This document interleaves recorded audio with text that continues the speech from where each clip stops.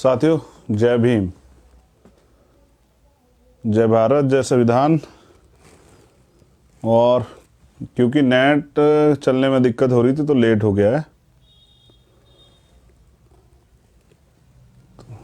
सबसे पहले तो कल एक ऐतिहासिक दिन है। साल में एक बार ये जरूर आता है, 15 मार्च। और अब इस बार जो है, इस बार है 15 मार्च 2021। मुझे बहुत बार आपने सुना होगा कि मैं कहता हूं मेरे गुरु, मेरे रहबर, मेरे आदर्श मान्यवर साहब श्री काशीराम, जन्मदिन है उनका। 15 मार्च 1934 को पैदा हुए और सदियों में काशीराम पैदा होते हैं। काशीराम जी, काशीराम अपने नाम से नहीं, अपने काम से काशीराम जी। हम उनको मान्यवर काशीराम कहते हैं, हम उनको साहब काशीराम कहते हैं। तो ऐसे तो बहुत नौकरी करने वाले साइंटिस्ट भी होंगे, आईएएस आईपीएस भी होंगे, प्रमुख सचिव भी रहेंगे, डीजीपी रैंक भी बहुत सारे लोग रहेंगे, पैसे वाले भी रहेंगे। लेकिन साहब जो है, क्या तो हम बाबा साहब को कहते थे या फिर मान्यवर साहब काशीराम को कहते थे। तो मेरे लिए ये एक महत्वपूर्ण पल है। मैंने उनको राजनीतिक गुरु माना और उनके दिखाए सिद्धांतों को मैंने स्वीकार किया।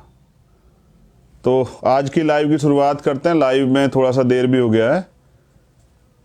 करुणा के सागर तथागत गौतम बुद्ध, संत श्रोमणी सतगुरु रविदास जी महाराज, भगवान वाल्मीकि महाराज, गुरु नानक देव, संत कबीर, गुरु घासीदास जी महाराज, गुरु नारायण स्वामी, संत गाडगे जी महाराज, पेरियर रामानायकर स्वामी, पेरियर लल्लई यादव, बिरसा मुंडा, राष्ट्रपिता ज्योतिबा फूले, मां सावित्रीबाई फूले, मां फातिमा शेख, छत्रपति साहू जी महाराज, शिवाजी महाराज, जननायक कपूरी ठाकुर, बाबू जगदेव प्रसाद कुशवाहा, परम पूजनीय विश्व रत्न बाबा साहब डॉक्टर भीमराव अंबेडकर, मान्यवर दीना भाना वाल्मीकि साहब, सर छोटू राम,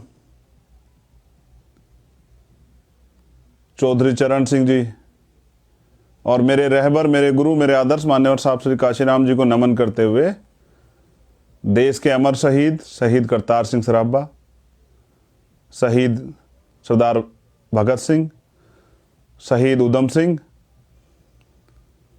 अपने सभी महापुरुषों को नमन करते हुए मैं शुरुआत करता हूं आज के लाइव की।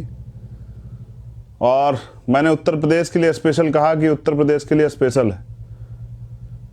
कल उत्तर प्रदेश के अंदर जिला लेवल पे हम लोग भीम आर्मी और आजाद समाज पार्टी के लोग संयुक्त रूप से मान्यवर साहब श्री काशीराम जी की जयंती और आजाद समाज पार्टी का प्रथम स्थापना दिवस मना रहे हैं।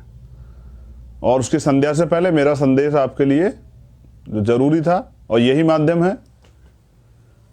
कल तो बहुत सारे नेता टीवी के माध्यम से बोलेंगे, लेकिन मेरा तो टीवी संचार का माध्यम, आप तक पहुंचने का माध्यम, गांव-गांव तक यही है। और मुझे लगता है कि मुझे इस मूवमेंट से जुड़े, बहुजन मूवमेंट से जुड़े सभी लोगों को तक अपनी बात पहुंचानी चाहिए। तो पूरे देश से जुड़े हुए लोग भी इसको सुन रहे होंगे, तो सभी प्रदेश कार्यालयों पे भी पीडीएफ द्वारा ये पहुंचा दिया गया है और मैं चाहता हूं आप इसको पढ़ें। परिवर्तन, सामाजिक परिवर्तन, आर्थिक मुक्ति का आंदोलन, सत्ता परिवर्तन के लिए नहीं, व्यवस्था परिवर्तन के लिए। और बाबा साहब अंबेडकर ने भी कहा और काशीराम साहब ने कहा, जब तक तीसरी शक्ति का निर्माण नहीं होगा, हम किसी विचारधारा के, जो विचारधारा पहले से थी, जिन्होंने गैर बराबरी को बढ़ावा दिया, उनके साथ खड़े होके या उनकी जैसी बातें करके अपनी मूवमेंट नहीं चला सकते हैं। हम पे सिद्धांत है अपने महापुरुषों के, और जरूरी नहीं आप सबको सहमत कर पाएं, लेकिन आप सच्चाई की बात तो रखेंगे। वो जरूरी नहीं सबको अच्छे लगे। तो मैं आज के लाइव की शुरुआत करता हूं और ये प्रतिज्ञा पत्र हम लोगों ने बनाया है, क्योंकि बाबा साहब अम्बेडकर ने कहा कि 21वीं सदी हमारी होगी, और ये प्रतिज्ञा पत्र है 2022 के लिए, और पढ़ मैं इसको 2021 में रहा हूं, और 22 प्रतिज्ञा बुद्ध धम्म की हैं, जब आप धम्म ग्रहण करते हैं जो लेनी पड़ती है, और 22 प्रतिज्ञा 2022 के लिए आज़ाद समाज पार्टी क्या क्या करेगी ये मैं बना के लाया हूं अपने साथियों के सहयोग से, अपने जो चिंतक हैं उनके सहयोग से, और मैं ये पढ़ना चाहता हूं। और मैं आशा और उम्मीद करता हूं कि बस हमारे कार्यकर्ता जन जन तक ये गांव गांव तक जाके पहुंचा दें, तो हमारी जो नीति, हम झूठ बोल के वोट नहीं लेंगे, हम चापलूसी करके वोट नहीं लेंगे, हम उनका विश्वास ठगने के लिए वोट नहीं लेंगे, हम काम करने के लिए, मौका लेने के लिए, अवसर के लिए कि एक बार हमें अवसर मिले कुछ करके दिखाने का, इसलिए वोट मांगने के लिए जाएंगे। तो अपनी पार्टी की नीति और अपनी पार्टी का एजेंडा जनता के बीच लेके जाएंगे। तो इसलिए आज ये सभी कार्यकर्ताओं को संदेश है, कल मंच से हमारे सभी जिलाध्यक्ष उत्तर प्रदेश के अंदर, प्रदेश कार्यालयों पर भी हमारे प्रदेश अध्यक्ष इनको पढ़ेंगे, और इनकी PDF हमने पहुंचा दी। अब मैं प्रयास करूंगा कि आपके सामने रख भी दूं, और थोड़ा सा लंबा है लेकिन आप ध्यान से सुने। 22 प्रतिज्ञाएं हैं, और समझिए कि गुलामी से मुक्ति के लिए है, जैसे धम्म में है ना, गुलामी से मुक्ति के लिए, परिवर्तन के जीवन के लिए ये प्रतिज्ञाएं हैं। और मैं पढ़ देता हूं आपके सामने। आजाद समाज पार्टी काशीराम, आदरणीय भाइयों बहनों, माताओं बुजुर्गों, आजाद समाज पार्टी मजदूरों तथा किसानों व महिलाओं के ऊपर हो रहे अत्याचार, शोषण, व्याभिचार तथा वर्तमान भाजपा सरकार जनहित विरोधी कानून बनाकर किसान, मजदूर व अल्पसंख्यक समाज को दमन के विभिन्न तरीके अपनाकर समाज के इन वर्गों का विकास की मुख्य धारा से अलग करके, दमन के विभिन्न तरीके अपनाकर समाज के इन वर्गों को मजबूर व लाचार बना देना चाहती है। साथियों, आजाद समाज पार्टी न केवल एक राजनीतिक पार्टी बल्कि वंचित समाज में जन्मे महापुरुषों के सामाजिक परिवर्तन, आर्थिक मुक्ति और स्वाभिमान के सपनों को साकार करने का एक आंदोलन है। महापुरुषों के मिशन को जिंदा रखने के लिए राष्ट्रव्यापी संगठन के निर्माण हेतु, जिसमें संगठन सर्वोच्च हो, संपूर्ण भारत में भ्रमण व संपर्क के पश्चात समाज के चिंतनशील बुद्धिजीवियों के विचार विमर्श के द्वारा महापुरुषों के आंदोलन व हक वंचित समाज का अस्तित्व बचाने के लिए परिवारवाद से मुक्त, लोकतंत्र से युक्त, संगठनात्मक जोश से लब रही नई पीढ़ी के युवा नेतृत्व को उभारने के लिए, व्यवस्था परिवर्तन के लिए समर्पित आजाद समाज पार्टी मान्यवर काशीराम साहब के जन्म दिवस 15 मार्च 1920 को स्थापना की, ताकि देश के साधन, संसाधन, उद्योग, व्यापार के साथ सरकारी और प्राइवेट सेक्टर की नौकरी आदि सभी क्षेत्रों में उपेक्षित और वंचित वर्गों को इस देश में हिस्सेदारी मिल सके।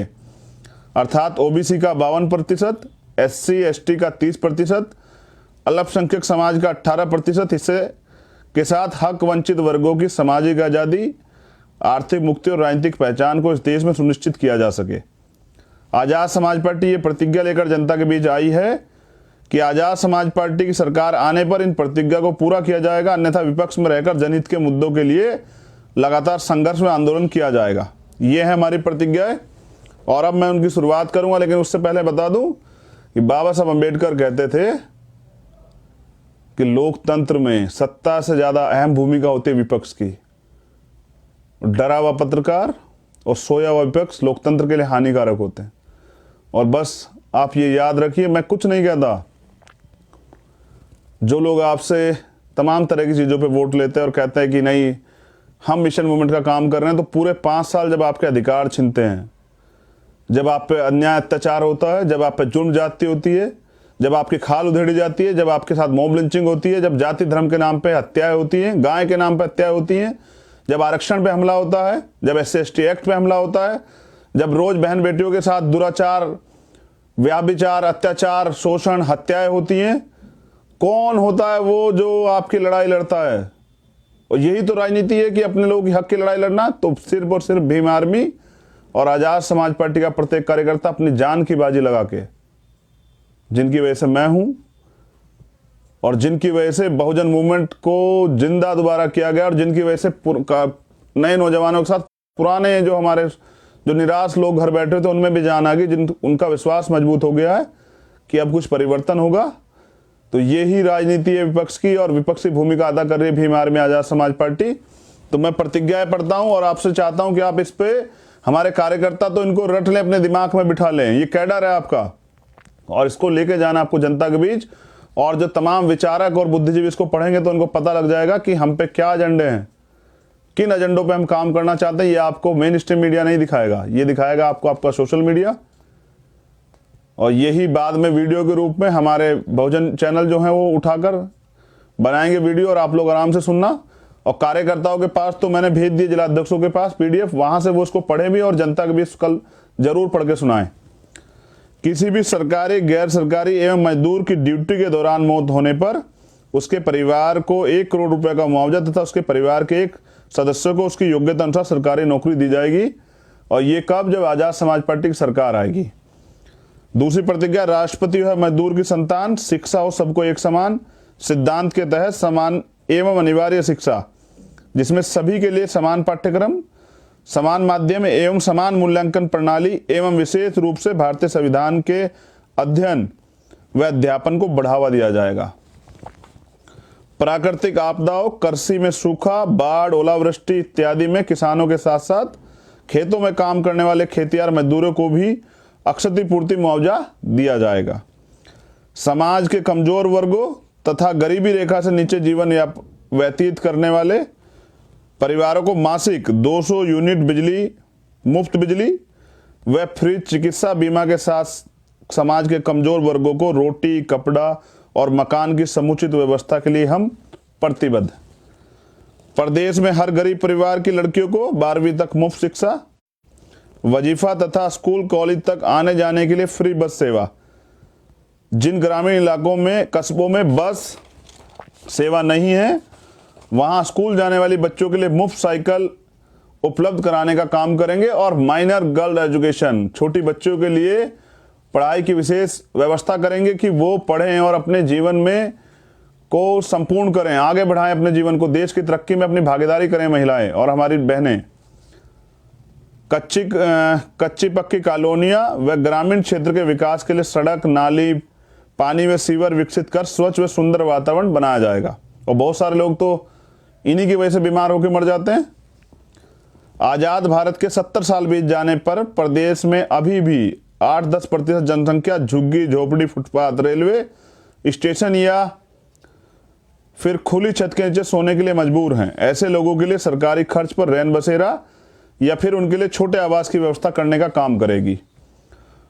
मॉब लिंचिंग एक तरह की पराजित हिंसा है, उसमें शामिल अपराधियों को सख्त सजा का कानूनी प्रावधान के साथ अल्पसंख्यक समुदाय के विकास के लिए स्कूल, मदरसों का विशेष प्रावधान किया जाएगा तथा उनको चलाने के लिए NGO को ग्रांट देकर पिछड़े समुदाय को देश की मुख्य विकासधारा में शामिल करने का काम किया जाएगा।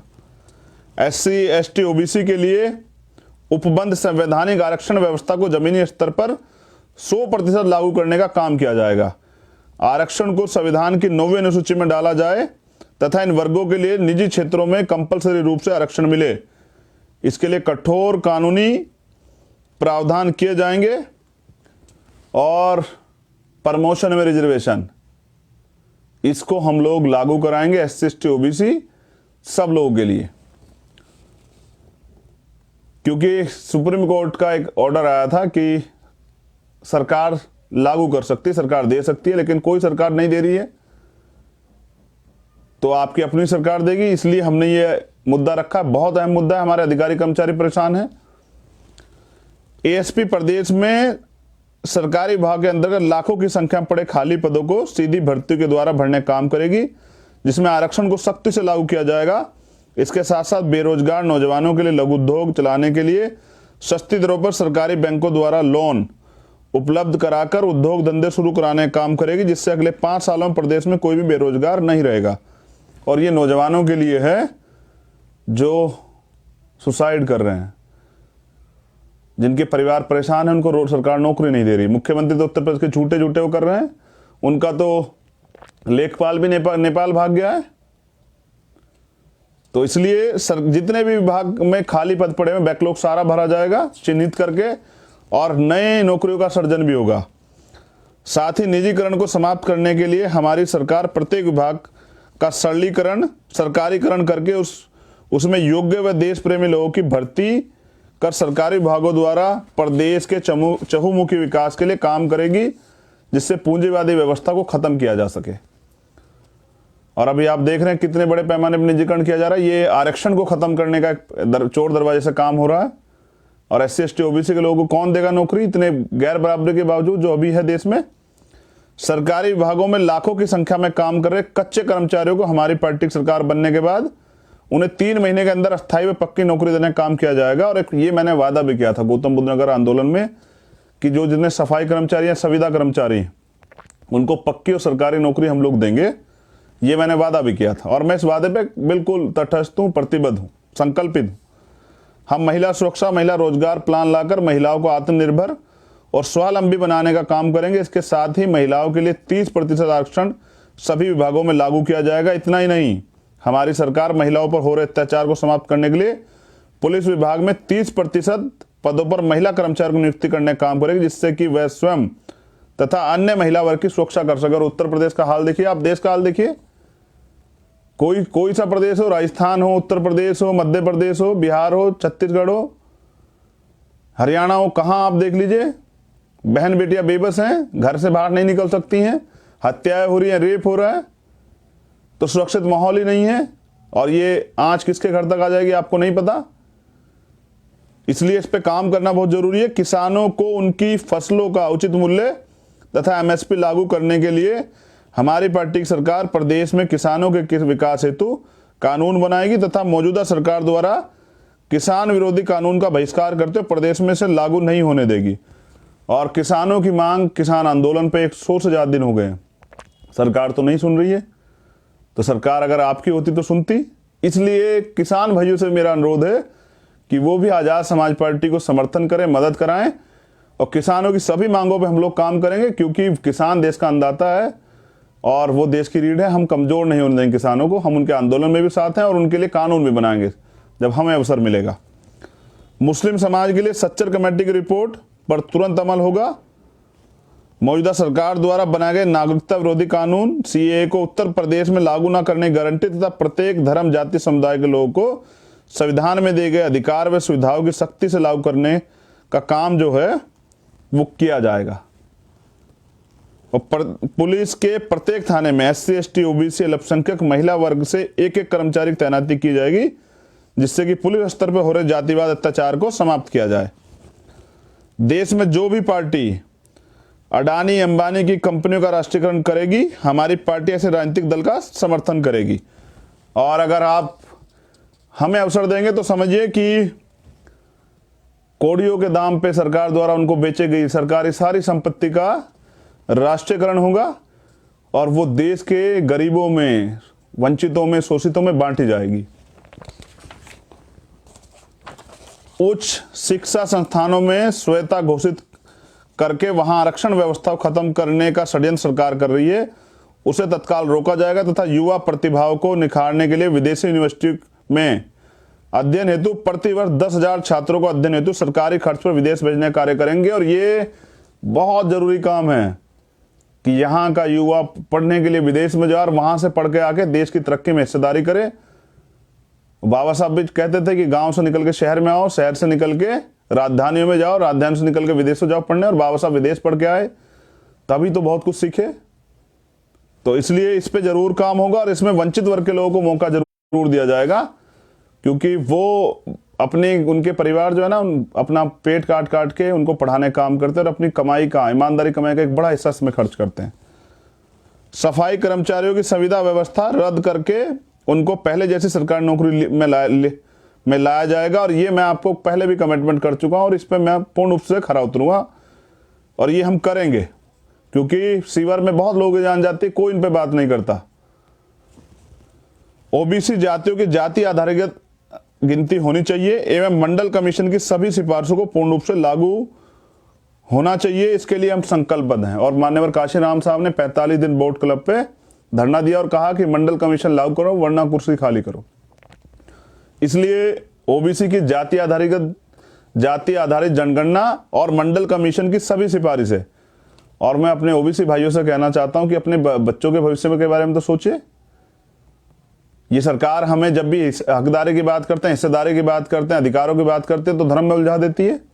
तो धर्म अपनी जगह सही है, लेकिन धर्म क्या आपके बच्चों का भविष्य बना देगा? क्या आपके पेट में रोटी पहुंचा देगा? क्या आपके किसानों के खेत का जो है काम खत्म कर देगा? तो इसके लिए तो अधिकार चाहिए। प्रत्येक जिला मुख्यालय पर आईएएस, आईपीएस, पीसीएस आदि सिविल सर्विस के लिए एससी, एसटी, ओबीसी, माइनॉरिटी के लिए फ्री कोचिंग सेंटर की व्यवस्था की जाएगी। और ये क्योंकि एजुकेशन की वैल्यू मैं समझता हूं, तो हमने तय किया है कि IAS, IPS, PCS, civil service, PCS J के लिए coaching centre, SC, ST, OBC और माइनॉरिटी के बच्चों के लिए कोचिंग सेंटर खोले जाएंगे, उनकी तैयारी कराई जाएगी, और जिससे कि उनको अवसर मिले। क्योंकि इनकी तैयारी में बहुत पैसे खर्च होते हैं, तो बहुत सारे लोग तो सपने अपने जो हैं सिकोड़ के रख जाते हैं, उनके सपने खत्म हो जाते हैं, वो अपने सपनों को अपने अंदर ही जो है समेट लेते हैं। किसी नौजवान का सपना अब नहीं टूटेगा, उसको मौका मिलेगा, तो इसलिए किया जाएगा। और अंतिम जो है 22वीं महंगाई की मार को देखते हुए टोल प्लाजा टैक्स फ्री करते हुए आजाद समाज पार्टी, बहुत गौर से सुनिए, महंगाई की मार जो है ना, लेकिन अभी क्या है, प्रधानमंत्री जी ने और ऑर्डर कर दिया है परिवहन मंत्री जी ने कि क्या है कि सब पे जो है वो होना चाहिए फास्टैग। अगर फास्टैग नहीं है तो दुगने पैसे वसूले जाएंगे। तो गरीबों की कमाई को देख किस तरह छीन रही है सरकार। तो जितने भी टोल है उत्तर प्रदेश के अंदर हमारी सरकार आते सब फ्री कर दिए जाएंगे। बहुत गौर से सुने, सारे टोल फ्री होंगे, क्योंकि जब हम गाड़ी खरीदते हैं तब टैक्स देते हैं, रोड टैक्स लाखों रुपए, और फिर इसमें भी एक जबरन वसूली। तो ये सारे टोल टैक्स फ्री किए जाएंगे। डीजल, पेट्रोल, रसोई गैस को जीएसटी के दायरे में लाने का काम करेंगे तथा प्रदेश सरकार द्वारा लगाई जा रही भरकम टैक्स ड्यूटी को कम करके डीजल, पेट्रोल को 40 से 50 रुपए प्रति लीटर देने के लिए के साथ साथ रसोई गैस की कीमत को आम उपभोक्ता के दायरे में लाने का काम करेंगे। बहुत गौर से सुनिए, बड़ा टैक्स लगाती हैं सरकारें भी, सेंट्रल गवर्नमेंट लगाती है, फिर सरकारें लगाती हैं। तो हम प्रयास करेंगे कि उस टैक्स को, जो भारी भरकम टैक्स ड्यूटी लगी, उसको कम किया जाए और 40 से 50 रुपए में पेट्रोल डीजल की व्यवस्था जो है वो कराई जाए, जिससे कि कम से कम मार जो है, आय तो सरकार नहीं बढ़ा पा रही, लेकिन महंगाई की मार जो है खूब बढ़ी है। 250 रुपए तो सिलेंडर बढ़ गए दिसंबर से अब तक, और पेट्रोल देखिए 100 के आसपास चला गया है। आंदोलन करने जाओगे तो सरकार मुकदमे कर देगी। तो आम आदमी को इस महंगाई की लड़ाई लड़नी पड़ेगी। इसके लिए आजाद समाज पार्टी तैयार है। और अब बात करता हूं मैं, बस बहुत नेचुरल बात, ये 22 प्रतिज्ञा हमारी होगी हैं, और मैं निवेदन करूंगा कि हमारे सभी जिलाध्यक्ष इसको जरूर पढ़ें, हमारी बातों को जनता तक जरूर पहुंचाएं, और अपने कार्यकर्ताओं तक, और इसी को पूरा कैडर बना के गांव गांव जाके मीटिंग करें, इन्हें पहुंचाएं, वॉल पेंटिंग करें, अपनी मांगों को वॉल पेंटिंग पे दीवारों पे लिखें, क्योंकि यही सस्ते संसाधनों से गरीबों की पार्टी को आगे बढ़ाना है। तो जीना कोई बड़ी बात नहीं, बड़ी बात है स्वाभिमान से जीना। ये बाबा साहब अम्बेडकर का एक वाक्य है। जीना कोई बड़ी बात नहीं है, बड़ी बात है स्वाभिमान से जीना। और जगाया उसे जाता है जो जिंदा होते हैं, मरे हुए को दफनाया जलाया जाता है। जिंदा हो तो जिंदा नजर आओ, नहीं तो दुनिया मरा हुआ समझ के आपको मिट्टी में दफना देगी। ये बहुजन नायक मान्यवर साहब काशीराम कहते थे। मैं ये कह रहा हूं कि आप लोगों से ये मत कहिए कि हम आपको शराब पिलाएंगे, अब पंचायत चुनाव आ रहा है। आप ये मत कहिए कि हम झूठे वादे करेंगे, हम ये करेंगे वो करेंगे। आप अपनी नीतियां लेके जाइए, जनता का समर्थन प्राप्त कीजिए। मैं तो बिल्कुल साफ तौर पर कह रहा हूं कि कोई पदाधिकारी सुनिश्चित कर दे, सभी पदाधिकारी, कोई हमारा प्रत्याशी जो है गांव में क्योंकि हमारी लड़ाई व्यवस्था परिवर्तन की भी है ना, तो शराब बांटना, इन सब चीजों पे फोकस करें, बिल्कुल झूठे वादे ना करें, जनता के बीच असली मुद्दों को लेके जाएं, और फिर मौका मिलने पे जनता के काम करें। एक तरफ पैसे वाले हैं, एक तरफ गरीब लोग हैं। महंगे चुनाव, सस्ता वोट, ये हमारा थीम रहेगा। महंगे चुनाव और सस्ता वोट, वोट की वैल्यू को समझें, वोट की सुरक्षा, बहन बेटी की रक्षा करनी है। वोट का अधिकार बिकने के लिए नहीं मिला है, गुलामी से मुक्ति के लिए मिला है। तो अब इसका अगर आप सही प्रयोग करते हैं, आजाद समाज पार्टी के ईमानदार वर्करों को अगर आप इसकी मदद कराते हैं, तो आपके बच्चों का भविष्य जो है वो सुनिश्चित हो जाएगा। और फिर सुनिए, जो विरोध होता है वो ताकतवर का होता है, कमजोर का नहीं होता है। तो मेरी बहुत बहुत मंगल कामनाएं। मैं यही कहना चाहता हूँ, मेरे लिए सुनहरा है ये सपना, मुझे अवसर मिला है अपने महापुरुषों के आंदोलन को आगे बढ़ाने का। जैसा मैंने कहा, सदियों में पैदा होते हैं काशीराम और सदियों में पैदा होते हैं बाबा साहब डॉक्टर भीमराव अंबेडकर। आपके पास तो दोनों एक सदी में थे। तो नौजवानों से कहना चाहता हूँ, बहुत मेहनत किया आपने, बहुत संघर्ष किया है। अब 8 से 9 महीने जो 2022 के इलेक्शन के सोना नहीं है। अगर इस गुलामी से मुक्ति चाहिए और अपने हक अधिकार चाहिए, अपने आप को ताकतवर बनाना है, गुलामी से मुक्ति चाहिए और गुलामी की बेड़ियां काटनी है, अपने गरीबों के लिए कुछ करना है, उनके आंसू पूछने हैं, उनके जीवन में बदलाव लाना है, आर्थिक सशक्तिकरण करना है और देश की संविधान की सुरक्षा करनी है, आरक्षण की रक्षा करनी है, तो आजाद समाज पार्टी को मौका दें। और इसलिए नौजवान जो हैं निकले घर से बाहर और गांव-गांव जाके काम करें। और मैं ये भी जानकारी दे दूं, पंचायत चुनाव खत्म होते ही मैं खुद साइकिल यात्रा पे निकलूंगा और पहुंचूंगा हर जिले में। वो कार्यकर्ताओं से निवेदन है कि कल आपसे प्यार बना के रखें, भाईचारे का संदेश दें और अपने काम को आगे बढ़ाएं। मैं बहुत जल्द आपके गांव में, आपके ज़िले में पहुंचूंगा साइकिल यात्रा से। मैं इसीलिए तो हूं कि मैं अपने लहू का एक एक कतरा जो है लगा दूंगा अपने महापुरुषों के आंदोलन को आगे बढ़ाने के लिए। और वो नोट नहीं बना, याद है ना, जो आपके भाई को खरीद सके। मैं आपका नेता नहीं, मैं आपका बेटा हूँ, आपका भाई हूँ। और मैं धन्यवाद देता हूँ आज के शुभ अवसर पे, आज के मंगल अवसर पे भीम आर्मी के सभी कार्यकर्ताओं का, भीम आर्मी के हमारे तमाम नेताओं का, भीम आर्मी के राष्ट्रीय अध्यक्ष जी का, राष्ट्रीय महासचिव जी का, राष्ट्रीय उपाध्यक्ष जी का, सभी प्रदेश अध्यक्षों का, सभी प्रदेश प्रभारियों का, हमारी महिला नेताओं का। और मैं धन्यवाद देता हूँ आज़ाद समाज पार्टी के कार्यकर्ता का, जिनकी वजह से मैं हूँ, आज़ाद समाज पार्टी के सभी पदाधिकारियों का, सभी प्रभारियों का और पूरे बहुजन समाज का। मुझे सुनने के लिए बहुत बहुत आभार। आपका दिन, कल का दिन आपका बहुत मंगल हो, आपका भविष्य मंगल हो और आपकी तरक्की के लिए कामनाएं। तथागत की अनुकंपा आप पे बनी रहे। जय भीम, जय भारत, जय संविधान, नमस्कार, सलाम, सत श्री अकाल।